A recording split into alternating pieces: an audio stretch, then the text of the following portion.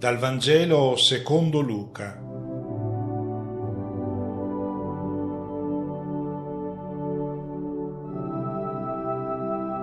Gesù passava insegnando per città e villaggi mentre era in cammino verso Gerusalemme. Un tale gli chiese: «Signore, sono pochi quelli che sono salvati?» Disse loro: «Sforzatevi di entrare per la porta stretta, perché molti, io vi dico, cercheranno di entrare, ma non ci riusciranno».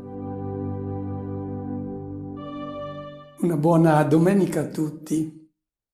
Gesù è in viaggio, va verso Gerusalemme e lungo questo viaggio noi abbiamo assistito a tanti episodi, abbiamo ascoltato tanti insegnamenti di Gesù.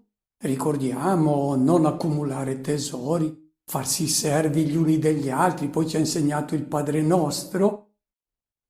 Domenica scorsa ricordiamo anche come questo suo messaggio ha creato una divisione. Dove arriva Gesù non lascia mai le cose come sono. Se arriva il Vangelo in una società è chiaro che i templi del dio denaro, se arriva il suo fuoco, vengono bruciati. Le fabbriche di armi, se arriva il fuoco del Vangelo, dovrebbero essere bruciate. Gesù sa dove sta andando, sa cosa vuole liberare l'uomo dalla condizione disumana in cui si trova. E per fare questo annuncia la sua parola, il suo Vangelo, e poi conferma con la sua vita il messaggio che sta annunciando. Lui donerà la sua vita a Gerusalemme, quella è la meta a cui deve giungere, e darà inizio al mondo non delle belve, il mondo degli agnelli. Bisogna fare delle scelte nella vita e sapere dove si sta andando. È un invito anche per noi quindi a porci la domanda molto seria. Tu non ti sei mai chiesto dove sei diretto, dove stai andando, che obiettivo hai nella vita? Forse hai degli ideali, ma piccoli ideali molto immediati che sono belli, sono buoni, un successo professionale, va benissimo. Una festa, le ferie, sono piccoli ideali, ma lo sai dove stai andando? Qual è la meta? Gesù lo sapeva, andava a Gerusalemme. Chiediti allora che rotta stai seguendo nella vita. Hai dei punti di riferimento per renderti conto dove ti trovi?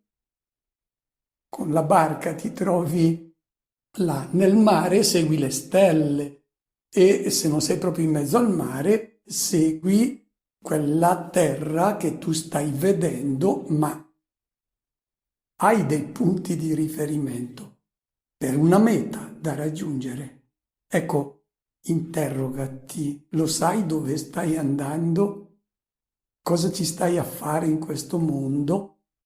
Bene, durante questo viaggio verso Gerusalemme c'è un tale che si presenta a Gesù e gli chiede: sono molti o pochi quelli che si salvano?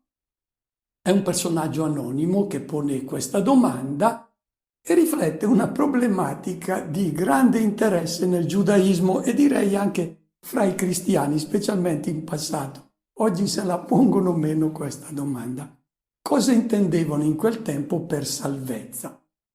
Intendevano che tutti sarebbero morti, ma un giorno ci sarebbe stata la risurrezione dei giusti, questi si sarebbero salvati. Poi hanno detto che sarebbero risorti anche i malvagi, ma questi non si sarebbero salvati, sarebbero stati puniti. I farisei dicevano che tutti gli israeliti avrebbero preso parte al mondo nuovo, al regno del Messia. Invece gli apocalittici dicevano che sarebbero stati pochi coloro che sarebbero salvati. E come ci si salvava? L'unico modo era la pratica assidua della Torah. La salvezza dipendeva dagli sforzi di ognuno di comportarsi secondo i comandamenti. La salvezza quindi un premio. della vita buona una persona aveva condotto. Notiamo però, quest'uomo che si presenta a Gesù non gli dice sono molti o pochi quelli che si salvano, ma quelli che sono salvati. È una sfumatura molto importante, perché ha capito almeno che la salvezza non è una paga che viene data alla fine della vita a coloro che l'hanno meritata, ma è un dono gratuito questa salvezza. Tuttavia commette un errore, che è lo stesso errore che commettono ancora oggi molti cristiani. Pensare che la salvezza arrivi alla conclusione della vita, cioè ricevono in premio i buoni l'ingresso in paradiso e se hanno commesso qualche peccato, si sono confessati, insomma non hanno fatto arrabbiare troppo il Signore, Lui li lascia entrare in paradiso. Quella è la salvezza. Bene, questa errata interpretazione della salvezza ha dato origine a controversie che in passato sono state molto accese. Ci si chiedeva, ma vanno tutti in paradiso? Sono molti, sono pochi quelli che vanno all'inferno? Almeno Giuda di sicuro è andato all'inferno, non si è salvato.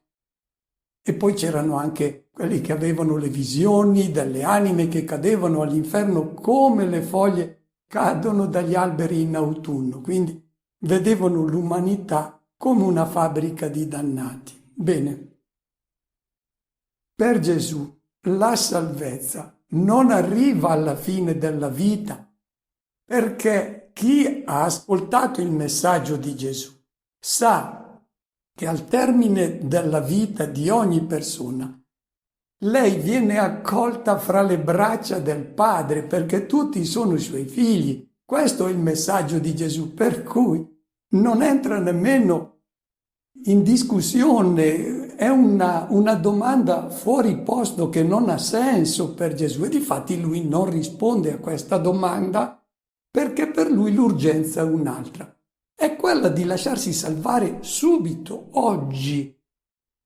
E diciamo subito, oggi purtroppo sono pochi quelli che si lasciano salvare ed è questo che preoccupa Gesù.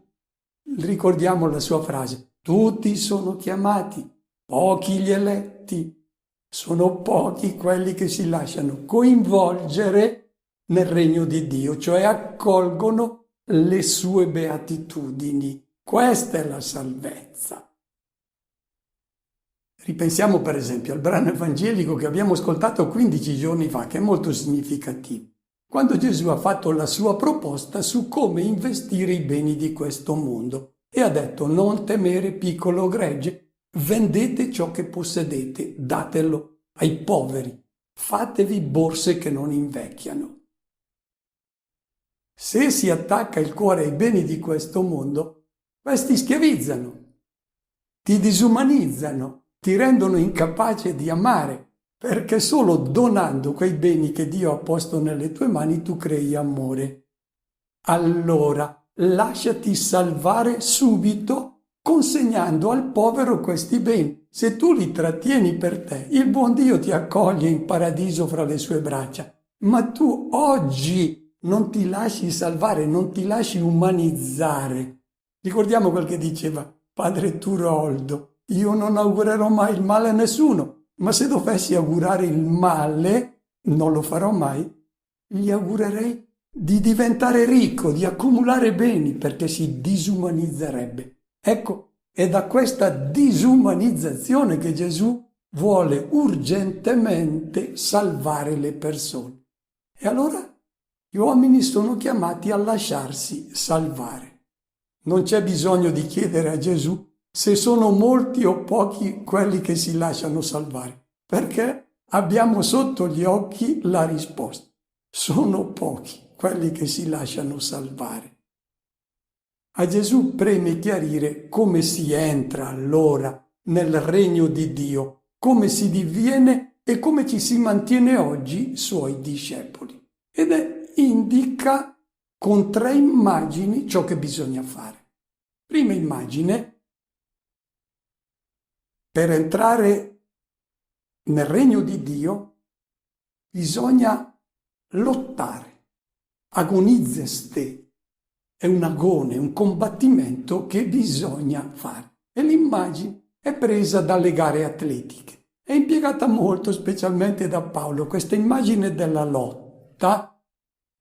Quando scrive ai Corinzi, ogni atleta si astiene da tutto, fa dei grandi sacrifici, e loro lo fanno per ottenere una corona che appassisce, noi invece una corona indistruttibile. Pure quando scrive a Timoteo, ho combattuto la buona battaglia, ho terminato la corsa e ho vinto, ho mantenuto la fede. È una lotta che bisogna fare, ma non avviene fuori di noi, avviene dentro di noi, nel nostro intimo, e tutti ne facciamo esperienza.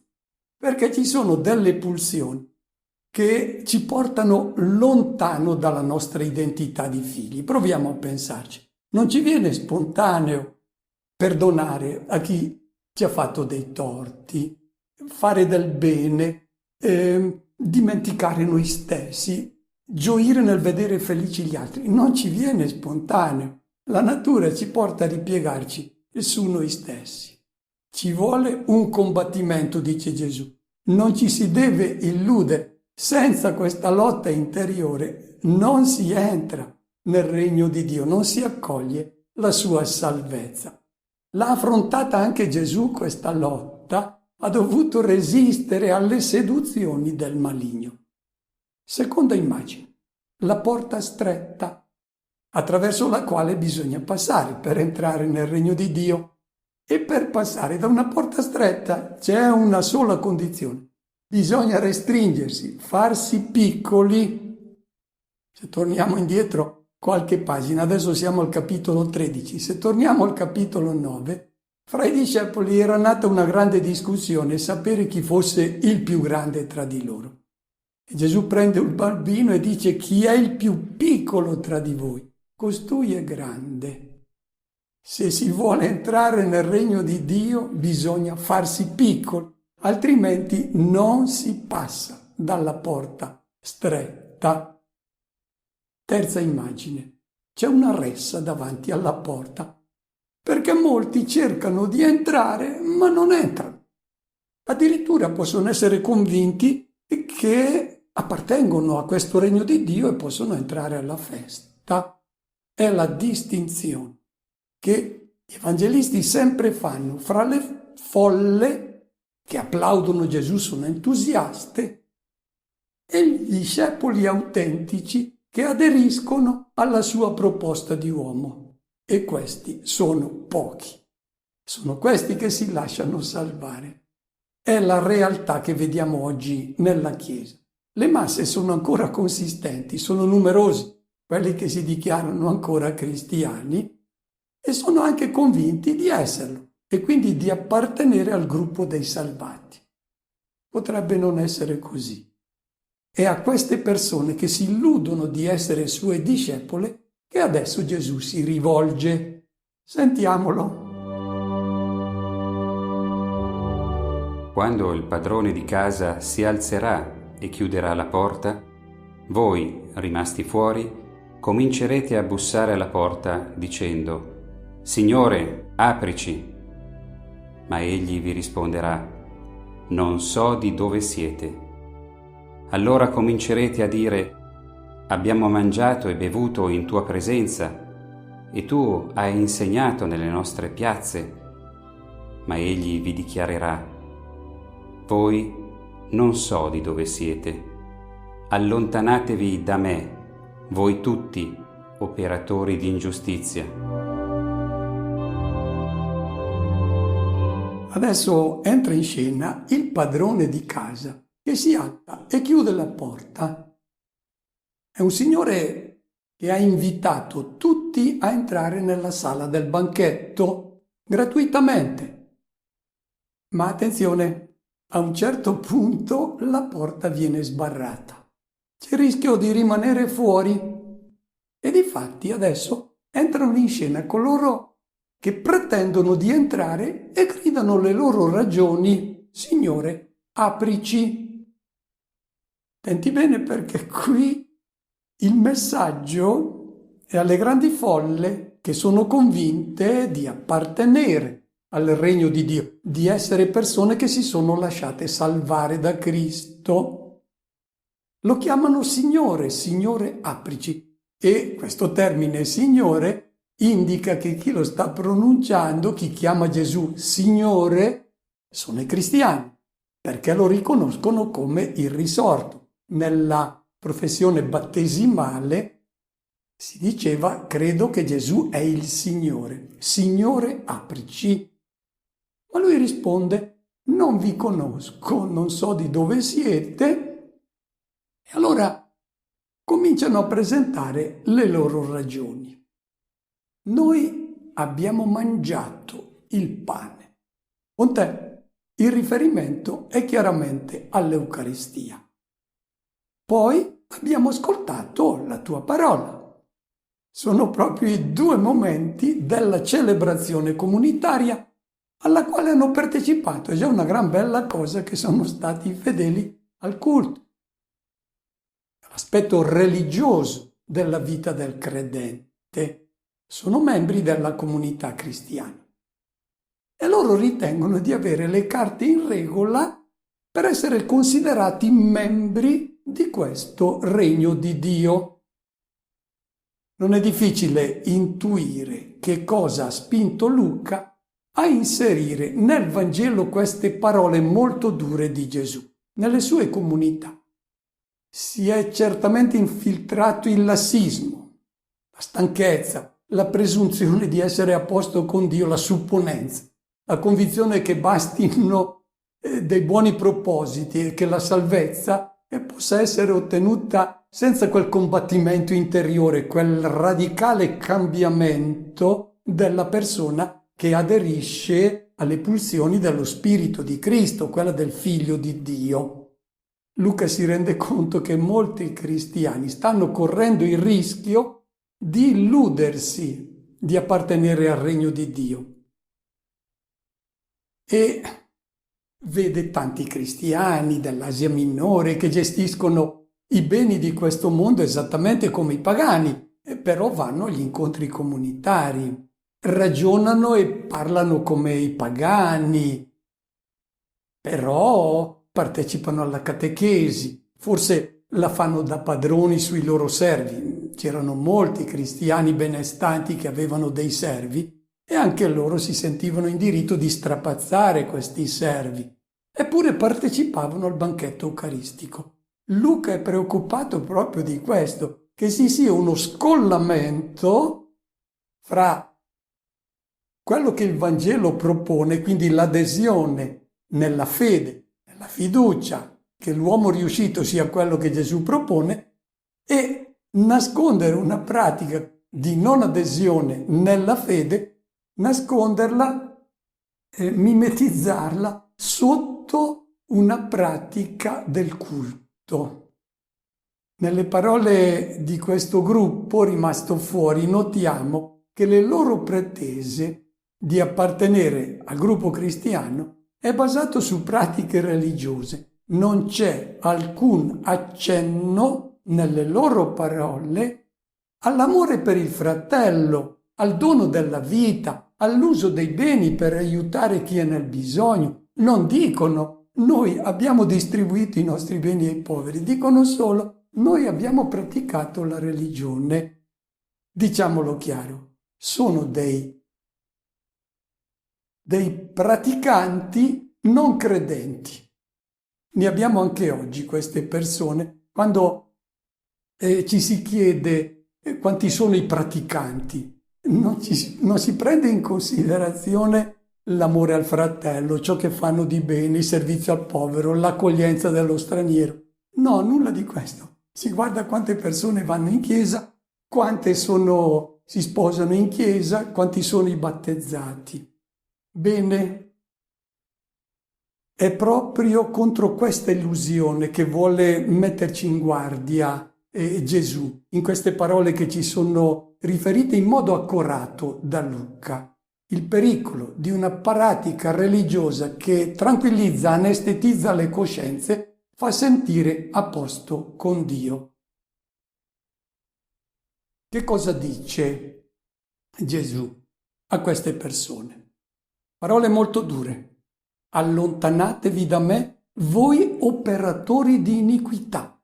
La vostra vita non è conforme a quei riti che voi celebrate insieme con la comunità cristiana. Attenti bene, allontanatevi da me.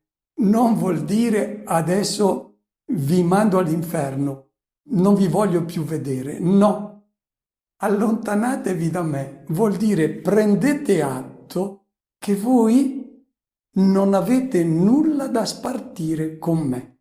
Perché chi si è lasciato realmente salvare celebra la sua vita, ma una vita completamente diversa da quella pagana. È chiaro che noi abbiamo poi il bisogno di celebrare la nostra fede, ma se uno si ferma alla celebrazione della fede e la fede non c'è, Gesù dice non avete nulla da spartire con me. Non sta parlando dell'inferno. Dice che disgiunge le responsabilità, non vuole avere nulla a che fare con queste persone.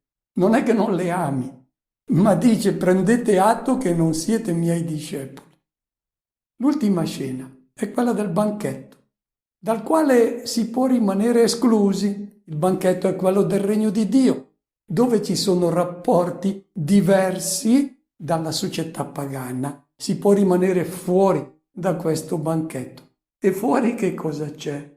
Non c'è la pace, non c'è l'amore, c'è la lotta, la guerra, quella che Gesù chiama una condizione di pianto e stridore di denti. Sentiamo. Là ci sarà pianto e stridore di denti, quando vedrete nel regno di Dio Abramo, Isacco e Giacobbe e tutti i profeti, voi invece cacciati fuori. Verranno da oriente e da occidente, da settentrione e da mezzogiorno, e siederanno a mensa nel regno di Dio. Ed ecco, vi sono ultimi che saranno primi, e vi sono primi che saranno ultimi. Nel Vangelo secondo Matteo noi troviamo spesso sulla bocca di Gesù delle parole dure. Contro coloro che sono malvagi parla di fuoco della genna, le pecore e i capri che sono separati. Annuncia ai peccatori che li attendono pianto e stridore di denti, e questa espressione ricorre per ben 6 volte nel Vangelo secondo Matteo. Cosa intendevano i rabbini con questa espressione? Devono dire stai attento che se ti comporti in un certo modo la tua vita, la tua esistenza è stata sprecata per delle vanità. Della tua vita non rimane assolutamente nulla e alla fine ti renderai conto, ma sarà troppo tardi e avrai una rabbia con te stesso, digrinerai i denti, ma oramai non c'è più nulla da fare, i giochi sono fatti, stai attento. Era una lezione per l'oggi, un richiamo per l'oggi, con il linguaggio duro che erano soliti usare i predicatori del tempo. In questa ultima parte del brano evangelico viene presentato il secondo gruppo. Il primo gruppo, che abbiamo visto prima, era quello di coloro che erano convinti di appartenere al regno di Dio, di essere dei salvati, e non lo erano. Adesso viene presentato il gruppo di coloro che si sono lasciati salvare. E allora dice Gesù a coloro, sta ancora parlando, a quelli che si credono salvati, dice voi vedrete Abramo, Isacco, Giacobbe e tutti i profeti nel regno di Dio, voi cacciati fuori. Sta parlando di persone che non l'hanno conosciuto, non hanno conosciuto il Vangelo, non hanno avuto questa fortuna, eppure si sono lasciati muovere da quello spirito che lui ha introdotto nel mondo, ma che attuava anche fin dai primi uomini, perché tutti gli uomini sono figli di Dio e quindi c'è questa pulsione che viene dallo spirito, e se loro la seguono e la ascoltano, si lasciano muovere da questa pulsione dello spirito, sono persone salvate. Ecco, dice Gesù a queste persone che hanno avuto la fortuna di conoscere Lui, di conoscere il Vangelo: voi che siete dei privilegiati state attenti, perché rischiate di rimanere fuori in una condizione che è quella del pianto e stridore di denti. Bene, che cosa intende Gesù per questa condizione in cui si trovano le persone che non si lasciano salvare? Gesù vuole presentare il comportamento nuovo che devono assumere coloro che accolgono la salvezza. Si riferisce al rapporto nuovo fra le persone che viene costruito da coloro che hanno accolto le sue beatitudini, che si sono lasciati salvare da Lui, altrimenti continuano a comportarsi da lupi e da belve. L'immagine che Lui impiega è quella del banchetto. Nel banchetto si è invitati gratuitamente perché colui che dà l'alimento, i doni per la vita, capitano in mano a tutti coloro che sono invitati, ma nessuno se ne può accaparrare perché tutto appartiene al padrone. Allora qual è il rapporto nuovo nel regno di Dio? Come vengono gestiti i beni di questo mondo? Come uno scambio di doni. In questo scambio di doni si crea l'amore fraterno, si manifesta la vita divina. Questa è l'esperienza umana autentica. Senza questo modo di rapportarsi, senza questa convivialità, l'esperienza umana degenera e allora si va a finire fuori dal regno di Dio. E fuori dal regno di Dio, dice Gesù, c'è pianto e stridore di denti, una vita fallita. Se si rifiuta di essere ospiti di Dio, si precipita nel caos che noi conosciamo bene, quello della storia. Si entra in quell'ingranaggio crudele delle leggi del mercato, dove prevale il più forte, che poi però a sua volta si deve confrontare con qualcuno più forte di lui, e qui è una lotta che non è umana, è una lotta di belve, è disumana.